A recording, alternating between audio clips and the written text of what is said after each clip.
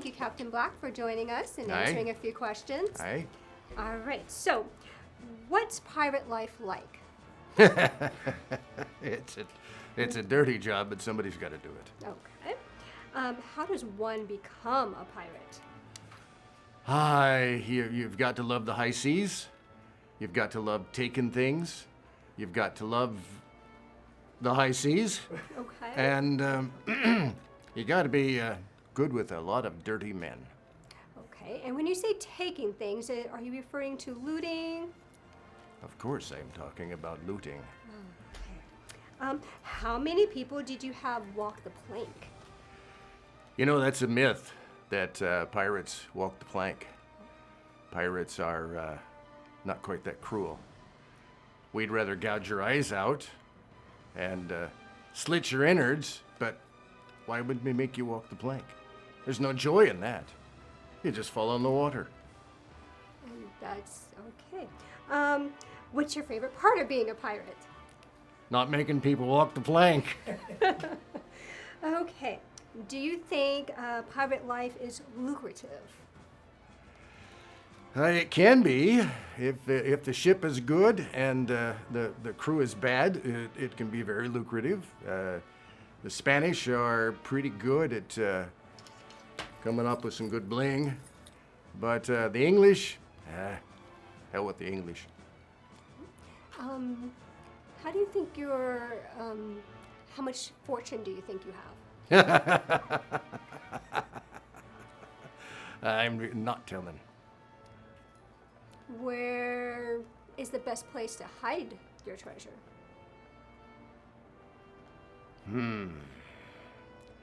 Where me other men don't find it. And does the X always mark the spot? It did for me. Well, thank you, Captain Black. Glad to be here.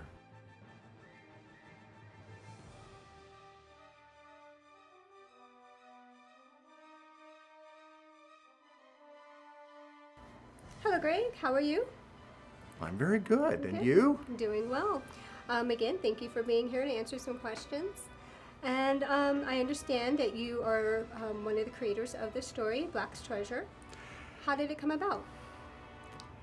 It was one of those kind of spur of the moment kind of things. We were moving cross country and happened to be chatting with Randy LaBarge in regards to a new story.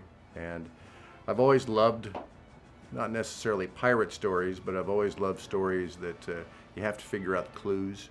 And there's usually a little bit of truth that goes along with it. There's a little grain somewhere.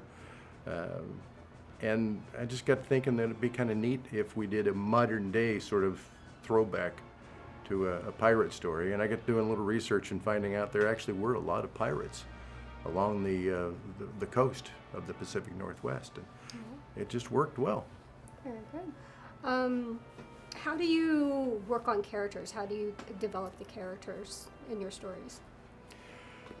You start writing, and if as you're writing it doesn't feel right, you know you're going in the wrong direction. So you back up and you start again, and the characters will actually tell you when they're right, at least in my humble estimation. So I felt like when we started off with the Tanya character, you know, she needed to be somebody that was going to be adventurous, and yet a little maybe rambunctious, not as cautious as she should, you know, forging ahead with not necessarily all the facts, you know, to her hand. You've read the script, so Yes. You get to do that. Yes, I do. Thank you. Dialogue. Is it easy writing dialogue? I don't have a problem with dialogue. I mean, for the most part, dialogue is conversation between two people or three people, four people, whatever it happens to be. And I usually think about what my conversation would be with somebody. It's a little more difficult when you're trying to do it in a character. You know, you have to think about accents or dialogues or, you know, just how somebody says certain things. Certain people say certain words and things differently, but I've always enjoyed writing dialogue. How did you get started in writing? Piece of paper and a pencil. Just, you know, look at the blank page and, you any writer can tell you they have stories in their head. And as long as you can get past that blank page and you can start, putting those thoughts down, then I've just always told stories.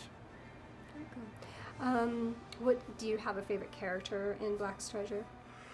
You're talking to him. Besides Tanya, I love the character of Tanya because I feel like she's the excitable one. She's the one who gets excited about things, and as we talked, she just jumps in with both feet, and I like that about it. But the whole idea behind Captain Black, who the backstory that most people don't realize is that he was an English pirate that came over looking for the North Passage, that all the pirate ships were looking for. It was the North Passage, and as soon as they found the North Passage, instead of having to go down around Cape Horn or the Cape of Good Hope, someplace in there, they could get across country, up in the Canada area, Canadian country. But obviously there isn't one up there. So what happened was all the different countries were looking for that passage. Nobody could find the passage because there wasn't one. And the king at the time said, we want the passage to be ours, the English king. We want the passage to be ours, so you can loot, pillage, whatever you want, any other ship. The Spanish, the French, whoever else was trying to find it. And Black is somebody who just got fed up and said, it's all about taking what you can from me, and he didn't care if they were English or French or Spanish or whatever. So. Very interesting. Thank you. How do you feel about having Terry Knox in your cast? Loving the idea of having Terry in it. Terry will play my great, I forget how many greats it is, grandson. And he's such a great, big, beefy kind of guy, and I'm not. I'm beefy in different ways. Maybe a little too much beefy, But having Terry in, it really gives a really good weight to the story. I think he's going to play well with you and some of the other characters too. And how did it come about to get Terry involved? Randy LaBarge, who's our executive producer of the show, had made contact with Terry, and Terry had mentioned that he'd love to do something with us up here. Like to come out and play. And this just seemed to be the script that Terry seemed to find the one that would work for him. So we thank Randy for making that connection. Awesome. Well, thank you so much. I'm very excited to be working with you and everybody else in cast and crew. Looking forward to it. And I hope you watched Black's Treasure. Sweet.